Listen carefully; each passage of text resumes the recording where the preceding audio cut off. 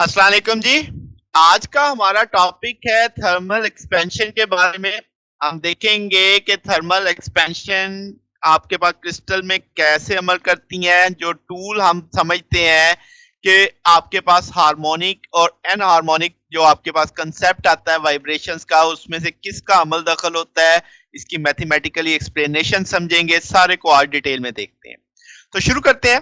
Thermal expansion, let's say अब तक हमारा कंसीडर क्या है कि हम समझते हैं कि जो सॉलिड होते हैं वो असेंबली ऑफ मॉलिक्यूल्स हैं जो टाइटली पैक हैं, और आपके पास ये मॉलिक्यूल्स की जो आइडेंटिटी है वो इंटैक्ट रहती है, यानी कि आपके पास वीक कनेक्शन होते हैं उनके हमसाये के साथ। तो आपके पास जो इंटर मॉलिक्यूलर बॉन्ड्स हैं उसके साथ, यानी एक बॉन्डिंग के तहत ये मॉलिक्यूल्स आपस में जुड़े हुए होते हैं। तो जब हम हीट करते हैं, जब हम उसको हीट देते हैं, तो वो एनर्जी उसके इंटर मॉलिक्यूलर बॉन्ड के अंदर स्टोर हो जाती है। ये एक बुनियादी सा कंसेप्ट है हमारा छोटी क्लासेस से। अब होता क्या है कि जब आपने हीट दी, आपने उसे हीट किया, तो ऐसी सूरत में मटेरियल का वॉल्यूम बढ़ जाता है। यानी जब आप टेम्परेचर बढ़ाते हैं, तो ये जो चीज कंसेप्ट है ये क्या कहलाता है? Thermal expansion. अब अगर हम डेप्थ के अंदर जाना शुरू करें कि सीन क्या है इसका, तो थर्मल एक्सपेंशन जो सॉलिड में होती है वो बुनियादी तौर पे ऑसिलेटरी या वाइब्रेशनल मोशन की वजह से होती है। चाहे आप क्रिस्टल देख रहे हो, चाहे आप नॉन क्रिस्टलाइन स्ट्रक्चर देख रहे हो। तो इसका मतलब अब आपके पास एक चीज ध्यान में रख लें कि हर किस्म की ऑसिलेशन की वजह से थर्मल एक्सपेंशन नहीं होती। अब हम जानते हैं हार्मोनिक और एन हार्मोनिक ऑसिलेशंस। तो आपके पास जो एन हार्मोनिक है वो ही सिर्फ रिस्पॉन्सिबल है कि भाई थर्मल एक्सपेंशन आती है, यानी कि हार्मोनिक वाइब्रेशन का बीच में कोई अमल दखल नहीं है। अच्छा, पहले आप मैं रिवाइज करवा देता हूं कि आपके ज़हन में हार्मोनिक मोशन होती क्या है। कि जब आपके पास कोई पार्टिकल की मोशन अबाउट अ पॉइंट आप देखते हो, तो वो पार्टिकल दोनों तरफ उस पॉइंट के इक्वल इंटरवल ऑफ टाइम में मूव कर रहा होता है, यानी कि सेम डिस्प्लेसमेंट कवर कर रहा होता है लेफ्ट या राइट पे। तो ऐसी मोशन को हम हार्मोनिक कह देते हैं। ठीक है। जैसे आप कह सकते हो कि वाइब्रेटरी मोशन आप डायटोमिक मॉलिक्यूल की देखते हो, तो जो वाइब्रेशन होती है डायटोमिक मॉलिक्यूल की, अगर उनका सेंटर ऑफ मैस या आप कह लो कि सेंटर ऑफ ग्रेविटी वो एक ही जगह पे रहता है मोशन में, तो हम कहेंगे ये वाइब्रेशन कौन सी है? हार्मोनिक है। बात समझ आ गई? तो अब आपको हार्मोनिक मोशन का भी पता है, आपने एक एग्जाम्पल से भी समझ लिया। अगर आप ये शर्तें पूरी नहीं हो पाती, यानी कि आपके पास एक हार्मोनिक ऑसिलेशन है, आप लेफ्ट और राइट एक जितना डिस्प्लेसमेंट एक जितने टाइम में कवर कर रहे हो, तो आपके पास अगर ये शर्त पूरी नहीं होती तो हम कहेंगे वो वाली मोशन कौन सी है? एन हार्मोनिक है। बात समझ आ गई? यानी डेविएशन अगर हम कर गए हार्मोनिक से तो वो एन हार्मोनिक हो जाएगी। अब एक बड़ी अहम बात, तमाम ऑसिलेटर एन हार्मोनिक होते हैं, कोई भी प्योर हार्मोनिक ऑसिलेटर नहीं होता।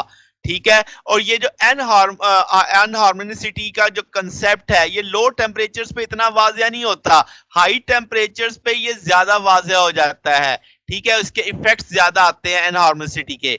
ओके। अच्छा, अब जरा इस बात को समझते हैं एक डायटोमिक मॉलिक्यूल की मिसाल लेके। हमने कहा कि भाई आपके पास ये मॉलिक्यूल जुड़ा हुआ होगा किसकी वजह से? फोर्सेस ऑफ अट्रैक्शन और रिपल्शन की वजह से। यानी कि दो एटम्स के बीच में अट्रैक्शन और रिपल्शन की वजह से इसमें एक ऑसिलेशन वाला कंसेप्ट आ जाएगा। अगर हम कहें कि आपके पास ये सेपरेशन इन दो एटम्स के बीच में हम तब्दील करें, किसकी वजह से? इन फोर्सेस की वजह से ये तब्दील होती रहती हैं। तो जो रिपल्सिव फोर्सेस हैं वो इलेक्ट्रॉन और इलेक्ट्रॉन की रिपल्शन की वजह से आती हैं, और न्यूक्लियस न्यूक्लियस की इंटरेक्शन की वजह से आती हैं। जबकि अट्रैक्टिव किसकी वजह से होंगी? न्यूक्लियन और इलेक्ट्रॉन्स की वजह से होंगी। ये तो सादा से छोटी क्लासेस का कंसेप्ट है। तो अब वाइब्रेशन में क्या होता है कि ये जो अट्रैक्टिव और रिपल्सिव फोर्सेस हैं, कभी अट्रैक्टिव स्ट्रांग हो जाती है, कभी रिपल्सिव स्ट्रांग हो जाती है, जिसकी वजह से वाइब्रेशन आपकी जारी रहती है। अब होता क्या है, जब आपकी सेपरेशन एक लिमिट को क्रॉस करती है तो अट्रैक्टिव फोर्सेस स्ट्रांग हो जाती हैं और वहां पे सेपरेशन कम हो जाती है। देसी जुबान में बोलूं, न्यूक्लियस इलेक्ट्रॉनों को अपनी जानिब ज्यादा खींच लेता है। अब जब सेपरेशन एक सर्टन लिमिट से कम हो जाती है तो फिर रिपल्सिव फोर्सेस डोमिनेट हो जाती हैं, यानी वो इलेक्ट्रॉन एक दूसरे के इतने करीब आ जाते हैं, अब वो एक दूसरे को रिपेल करते हैं, तो जिससे वो परे जाना शुरू हो जाते हैं, एटम अपार्ट हो जाते हैं। तो इस तरीके से वाइब्रेशन चल रही है। तो जब हम कहते हैं कि टेम्परेचर बढ़ा दिया, तो क्या होगा, तो एम्पलीट्यूड बढ़ जाएगा, यानी आपके पास वाइब्रेशन का एम्पलीट्यूड बढ़ेगा, तो इसका मतलब जो आपके पास सेपरेशन में इजाफा या कमी है वो बढ़ गई, यानी आपके पास वो जरूरत से ज्यादा करीब आएंगे और जरूरत से ज्यादा दूर जाएंगे। तो ये जो आपके पास जब वो डिक्रीज इन सेपरेशन होगी तो एक ऐसी स्टेज आएगी कि जो एटॉमिक इलेक्ट्रॉन है वो ओवरलैपिंग करना शुरू कर देंगे और वो जरूरत से ज्यादा रिपेल करेंगे एक दूसरे को, ठीक है। और जब वो एक दूसरे से दूर जाएंगे इस रिपल्शन के नतीजे में, तो आपके पास जो इंक्रीमेंट है यानी वो आपके इस लेंथ के बढ़ाव को रोकेगा। तो जिसकी वजह से क्या होगा, जैसे प्रीवियस साइकिल में हुआ कि अब कोई स्ट्रॉन्गर फोर्स इतनी ज्यादा नहीं होगी जो उनको रोक पाए, तो अब इससे क्या होगा कि वो उसको फर्दर इंक्रीमेंट होता रहेगा। तो इसका मतलब ओवरशूट हो जाएगा एक्सपेक्टेड वैल्यू से, क्योंकि स्ट्रॉन्ग न्यूक्लियर फोर्स उतनी ज्यादा नहीं होगी। तो अब ये जो इंक्रीमेंट है जो या आपकी कमी है इक्विलिब्रियम पोजीशन से, ये अनइक्वल हो गई। देसी देसी सादा सादा जुबान में ये है कि वो जरूरत से ज्यादा करीब आ जाएंगे और फिर जरूरत से ज्यादा एक सर्टेन लेवल से एक्सपेक्टेड वैल्यू से ज्यादा दूर चले जाएंगे। तो उनकी ये जो ऑसिलेशन है ये अनइक्वल रहेगी। तो इसका मतलब ये हुआ कि आपकी वाइब्रेशंस कौन सी होगी, एन हार्मोनिक हो गई। अब आपके पास हम कहेंगे जो एनहार्मोनिसिटी है, जैसे मैंने कहा तमाम टेम्परेचर्स पे होती है मगर हाई टेम्परेचर पे नुमाया हो जाती है, जैसे मैं पहले किया, मैंने हाईलाइट कर दी इस बात को। अब जरा इसका मैथमेटिकली प्रूफ भी देखते हैं कि आया टेम्परेचर के साथ कोई ताल्लुक भी है इस डिस्प्लेसमेंट का जो जिसका अभी मैं जिक्र कर रहा हूं। तो वही मैंने हेडिंग बना दी कि thermal expansion in term of mean displacement. Let's say हम कहते हैं एक्स डिस्प्लेसमेंट है जो आपको बताएगा लेटेस्ट कांस्टेंट, यानी दो एटम्स के बीच की जो दूरी है थर्मल एक्सपेंशन के बीच में, उसे हम लेटेस्ट कांस्टेंट बोलेंगे। तो वो रिप्रेजेंट की जा रही है एक्स से। अब आप जानते हो कि अगर आप एक हार्मोनिक ऑसिलेटर देखते हो तो आप फार्मूला पढ़ते हो 1/2 के एक्स स्क्वायर, यानी आपके पास ये जो एक पैराबोलिक कर्व बनती है, अगर आप इस फार्मूले को एक्स स्क्वायर वाले फार्मूले को फॉलो करते हो तो इसका अंदर सेंटर से लेफ्ट और राइट की दूरी तो एक जितनी रहेगी। अगर आप सिर्फ एक्स स्क्वायर वाला हाफ की एक्स स्क्वायर वाला फार्मूला ज़हन में रखो तो आप कभी भी उसको नहीं समझ पाओगे कि टेम्परेचर की वजह से क्या इफेक्ट आ रहा है। यानी जैसे मैंने लिखा कि आपके पास एन हार्मोनिक ऑसिलेटर के लिए आपके पास यानी पोजीशन आपकी सेम रहेगी क्योंकि आप 1/2 के एक्स स्क्वायर को फॉलो कर रहे हो। तो इसका मतलब वहां पे आपके पास कोई स्कोप ही नहीं है कि आप थर्मल एक्सपेंशन को स्टडी कर सको, क्योंकि एम्पलीट्यूड में तो कोई बदलाव ही नहीं आएगा। अगर आप एनर्जी सिर्फ किस फार्मूले के लिहाज से देखोगे, 1/2 के एक्स स्क्वायर के लिहाज से देखोगे, तो इसका मतलब पोटेंशियल एनर्जी के फार्मूले में बदलाव लाने की जरूरत है। तो हम क्या करते हैं, उसी सीरीज को बढ़ा देते हैं, यानी जो वेरिएबल है उसी के अंदर फर्दर सीरीज ले आते हैं। तो पोटेंशियल एनर्जी को एक्सपैंड करते हैं, U इक्वल टू के एक्स स्क्वायर माइनस जी एक्स क्यूब। माइनस क्यों आया, क्योंकि जब आप एक्सपैंड करोगे सीरीज लगाओगे तो ये जो पैराबोलिक कर्व है ये थोड़ी नीचे आ जाएगी, यानी इसकी वैल्यू में कमी आएगी। तो आपके पास यहां से ये वैल्यू थोड़ी सी मीन पोजीशन की तरफ उठ जाएगी। तो एक्स इस नेगेटिव साइन इस सेंस में आ रहा है। अच्छा जी, तो अब आपने इक्विलिब्रियम जो डिस्प्लेसमेंट है या सेपरेशन है उसको हमने एक्स की पावर में जज करना है। तो आप कहोगे मैक्सवेल बोल्ट्जमैन स्टैटिस्टिक इस्तेमाल करते हैं कि आप कहोगे एवरेज वैल्यू जो एवरेज सेपरेशन है वो किससे होगी, जो नॉर्मल सेपरेशन है, probability of particle having displacement x into dx आ जाएगा। ठीक है, तो प्रोबेबिलिटी तो हम जानते हैं जो occupied state divided by total states का कंसेप्ट आ जाता है। तो आपने वही किया कि एक्स के साथ आपने वो फार्मूला लिख दिया। तो अब आपके पास मैंने क्या किया है कि इस अगर ओपन करूं मैं ई की पावर माइनस के एक्स स्क्वायर, नेगेटिव अंदर जाएगा तो प्लस जी एक्स क्यूब आ जाएगा। तो मैं अगर इसको एक्सपैंड कर दूं ई की पावर जी एक्स क्यूब को यहां पे, तो क्या मैं 1 प्लस जी एक्स क्यूब हायर पावर्स को निगलेक्ट करता हूं। तो मैंने इसी को यहां पे ये किया कि इसको स्प्लिट कर दिया है, यानी सादा सादा मतलब मैं कहूं को ई की पावर माइनस के एक्स स्क्वायर केबीटी को अलग कर दिया और ई की पावर जी एक्स क्यूब ओवर केबीटी। तो आपने उसको जब वैल्यू सॉल्व की तो जनाब वो वैल्यू 1 आ गई आपके, तो आपने वो वैल्यू प्लेस कर दी।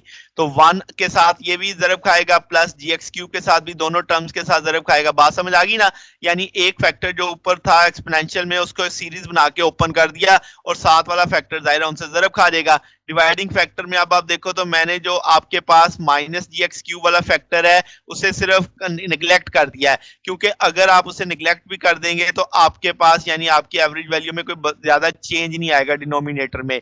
तो ये फैक्टर सिर्फ चल रहा है आपके पास।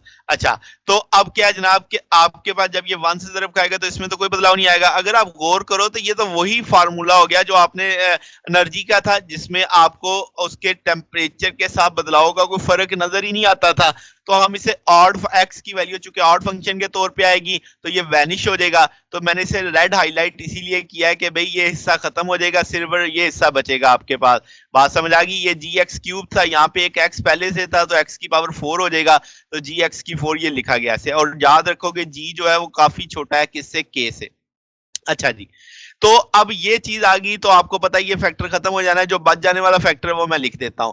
अब आपके पास जो जी कांस्टेंट के तौर पे बाहर चला गया, ये पूरे फैक्टर को देखो, अगर टेम्परेचर बढ़ता है तो इसका ना नीचे वाला फैक्टर बढ़ेगा, नेगेटिव वैल्यू बढ़ेगी तो आंसर छोटा होता चला जाएगा, आंसर छोटा होता जाएगा तो इंटीग्रल का जवाब बढ़ता चला जाएगा। ठीक होगी बात? तो इसका मतलब ये हुआ कि जो आपकी एनहॉर्मिसिटी है वो किससे अराइज हो रही है? क्यूबिक टर्म से अराइज हो रही है, जो ये वाली आपकी क्यूबिक टर्म थी। बात समझ आ गई? वो क्वाड्रेटिक टर्म से नहीं आ रही थी, तो मैंने इसीलिए उसको तो निगलेक्ट किया वहां से। तो अब आपके पास क्या हुआ जनाब, आपने इस ऊपर वाले इंटीग्रल को भी सॉल्व करना है, नीचे वाले इंटीग्रल को भी। मैंने टॉपिक को छोटा रखने के लिए सिर्फ आपको हिंट दी, आप वैल्यू लगाओगे आपका आंसर खुद ही आ जाएगा। केस 2 का जन स्टैंडर्ड आपने इंटीग्रल इस्तेमाल किया, ये स्टैंडर्ड इंटीग्रल इस्तेमाल किया, तो एक्स एवरेज आपके पास जो इक्विलिब्रियम सेपरेशन की वैल्यू आ गई 3g/4 kT² kBt। अब आप देखो ये सारी चीजें कांस्टेंट हैं, सिंपल। इसका मतलब जो एवरेज सेपरेशन है, जो इक्विलिब्रियम सेपरेशन है, वो टेम्परेचर के डायरेक्टली प्रोपोर्शनल है। तो इसका मतलब आपके पास टेम्परेचर बढ़ेगा तो एवरेज वैल्यू आपकी बढ़ेगी, जिसे आपने नाम दिया कि इक्विलिब्रियम सेपरेशन जो है वो बढ़ना शुरू हो जाएगा। तो ये चीज साबित करती है किस चीज को? कि एनहॉर्मिसिटी होती है, मगर वो आपकी क्यूबिक टर्म से आपने निकालनी है, ना कि क्वाड्रेटिक टर्म से निकालनी है। तो ये चीज सबूत था हमारे पास कि भाई आपके पास एनहॉर्मिसिटी आपके पास इन्वॉल्व होगी थर्मल एक्सपेंशन को समझाने के लिए। वो आपके पास हार्मोनिक टर्म से आप नहीं समझ सकते। तो ये जनाब हमारा आज का टॉपिक था। अगर आपको इसमें कोई बात पूछनी हो, डाउट हो, तो नीचे कमेंट्स में पूछ सकते हैं। वीडियो अच्छी लगी हो तो वीडियो को लाइक कीजिएगा, दोस्तों के साथ शेयर कीजिएगा, चैनल को सब्सक्राइब कर दीजिएगा। अब तक के लिए इतना ही, बकिया इंशाल्लाह फिर नेक्स्ट देखेंगे। ओके, अल्लाह हाफिज।